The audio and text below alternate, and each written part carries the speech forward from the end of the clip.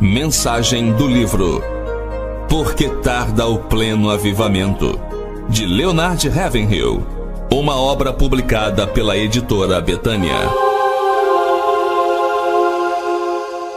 Capítulo 19. Como estiver a igreja, assim estará o mundo. Nesta meia-noite em que vivemos, precisamos de crentes cheios de ardor por Deus. No dia de Pentecostes, o fogo do Espírito Santo que desceu sobre aquele grupo incendiou o coração de cada um deles, e a igreja teve início ali, com aqueles homens agonizando. Hoje, ele está terminando com seus líderes nos restaurantes, fazendo planos. Ela começou num avivamento e está terminando num ritual. Começou com uma força viril, hoje termina estéril. Os membros fundadores eram indivíduos de grande fervor e nenhum título. Hoje temos muitos títulos, mas nenhum fervor. Ah, irmãos, nossa maior necessidade agora é de homens com o coração abrasado, aceso, vivo. Os cristãos precisam ser colunas de fogo, guiadas por Deus para orientarem uma geração desorientada. Precisamos de fervorosos Paulos para estimular os temerosos Timóteos, de pessoas em chamas para brilhar mais que as que têm fama. Precisamos de crentes fortes para dirigir noites de oração. Precisamos de verdadeiros profetas que nos alertem sobre os lucros ilusórios. Que aproveita o homem ganhar o mundo inteiro e perder a sua salvação? É triste ver, nesses dias do fim, esses conferencistas que pregam uma crença fácil. O clamor geral deveria ser como o do profeta: tocai a trombeta em Sião, promulgai um santo jejum, proclamai uma assembleia solene, chorem os sacerdotes, ministros do Senhor. Joel, capítulo 2, versículos 15 e 17. Comparados com um coração que conheceu o fogo de Deus, mas permitiu que ele se apagasse, os picos gelados dos Alpes são até quentes. Só um calor muito intenso pode derreter um metal. Removendo o metal do fogo, ele se solidifica. Assim também o coração humano, sem o calor do céu, se torna um iceberg. Se um pregador não possui o Espírito de Deus, seu gabinete de estudos não passa de um laboratório onde ele disseca a doutrina e cultiva dogmas sem vida. É preciso unção para ensinar. A verdade tem que ser apresentada de forma incisiva e a palavra de conforto deve transmitir vida, em vez de deixar o ouvinte sonolento, cansado.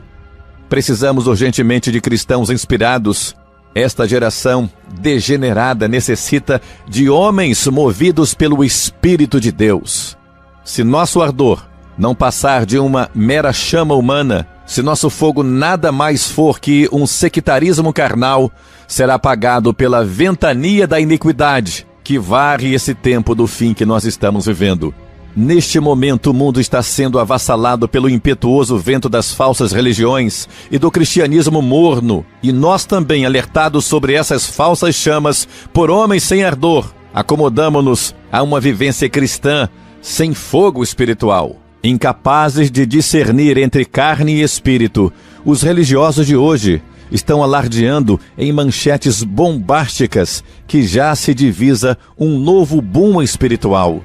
Mais uma vez, o bom está tomando o lugar do que é melhor. Os sábios entenderão. Na verdade, temos motivos para nos alarmarmos. A luta está cada vez mais dura. Que Deus tenha piedade das nações que hoje são vitimadas por religiões criadas por homens, castigadas pela presença de seitas humanas e condenadas por doutrinas de homens carnais, malignos, heréticos. Será que pode ter havido outra era pior do que esta? Este é o preço que temos que pagar pelo progresso. Esforço redobrado, mais trabalho, mais oração, mais fervor, mais piedade, mais lágrimas, mais suor, mais tempo com Deus.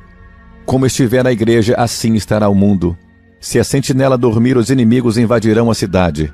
O pregador deveria ter pelo menos um dia para preparar o sermão e mais um para preparar o pregador que irá pregar o sermão. A inspiração é tão misteriosa quanto a própria vida, e ambos vêm do alto, vêm de cima, vêm de Deus. A vida, pela sua própria natureza, gera vida. Assim também só crentes inspirados conseguem inspirar outros. Estamos precisando hoje de novos Josués para conduzir o povo de Deus à terra prometida da vida cheia do Espírito. Como o povo de Israel, nós já conseguimos escapar do Egito e do Faraó, que para nós são o mundo e Satanás. Mas nós fracassamos em Cádiz Barneia. É que algo que pode ser degrau para levar-nos às posições mais elevadas acaba se tornando uma pedra de tropeço. Algo que deve ser apenas um portão de acesso à nossa meta torna-se a meta em si. E algo que deve ser uma via de passagem torna-se o ponto final da linha. Já abandonamos a pobreza do mundo, mas ainda não entramos na Canaã das riquezas de Deus. Imagine só, durante 40 anos o povo escolhido de Deus não presenciou milagres nem recebeu respostas de oração. Só tiveram morte, sequidão e trevas, e tudo por causa da incredulidade. O argumento deles foi: esses gigantes são grandes demais para nós. E nossa resposta diante das dificuldades hoje deve ser: Senhor, peço-te que lhe abra os olhos para que veja. Será que a mão do Senhor está encolhida e não pode salvar? Vamos vê-lo apenas como Deus do passado, o Deus das profecias, mas não o Deus do presente, do já, do agora, da data de hoje que você está ouvindo? O sermão de Pedro no dia de Pentecostes foi penetrante além de fervoroso. A verdade bíblica ganhou vida, mas o que ocorre é o que foi dito por intermédio do profeta Joel. Atos 2,16. O escritor inspirado sentiu logo que essa espada do Senhor tinha um novo corte, de modo que usou para tocar o coração dos seus ouvintes. As pessoas estão sempre dizendo que, nos dias difíceis em que vivemos, os ouvintes precisam mais de palavras de consolo. Concordo. Há muitos que de fato precisam de conforto.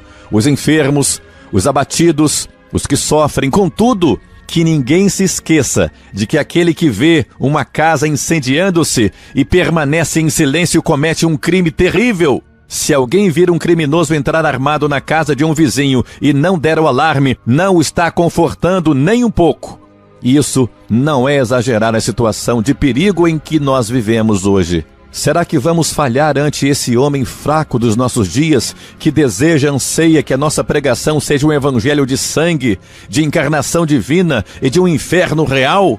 Se falhássemos, estaríamos nos revelando grandes impostores. É verdade que as legiões do inferno são numerosas, mas as hostes celestiais o são mais ainda. O diabo é poderoso, Deus é o Todo-Poderoso. O que está em jogo tem imenso valor, o preço é elevado, o prêmio é valiosíssimo. Vida eterna ou morte eterna. Afirmam alguns que a pessoa que mais trabalhou para a liberdade e democracia foi Patrick Henry. Pois vejamos o que ele disse no dia 23 de março de 1775, no Congresso de Virgínia, numa expressão de grande ardor e devoção pelo seu povo. Será que pagaremos com escravidão e grilhões por uma vida tão preciosa e uma paz tão valiosa? Que Deus nem tal permita. Não sei que decisão os outros tomarão. Quanto a mim, quero a liberdade ou então prefiro morrer. Será que Catão e Demóstenes são capazes de superar essa joia da oratória? Dá para acrescentar mais alguma coisa? A terrível escravidão que avança no mundo hoje, ameaçando o resto da humanidade, não é nenhum conto de fadas, é real. E se porventura o comunismo viesse a conquistar o mundo todo, não existe terror maior para o verdadeiro Filho de Deus do que a eternidade que aquele que não aceitou a Jesus vai passar nas profundezas do lago de fogo. Talvez possamos aplicar as palavras de Henry a nosso contexto. Será que pagarei com infidelidade e uma existência sem oração por uma vida cômoda? Será que no grande tribunal de Deus, os milhões que pereceram não irão descrever-nos como materialistas que conhecem alguns versículos? Que Deus nem tal permita. Não sei que rumo os outros tomarão. Quanto a mim, quero um avivamento em minha vida, no meu coração, no meu lar, na minha congregação, minha igreja, minha nação. Ou então eu prefiro a morte. Que o Senhor nos conceda essa bênção e prosperidade real. a vida plena do Espírito Santo em nós. Que Deus te abençoe.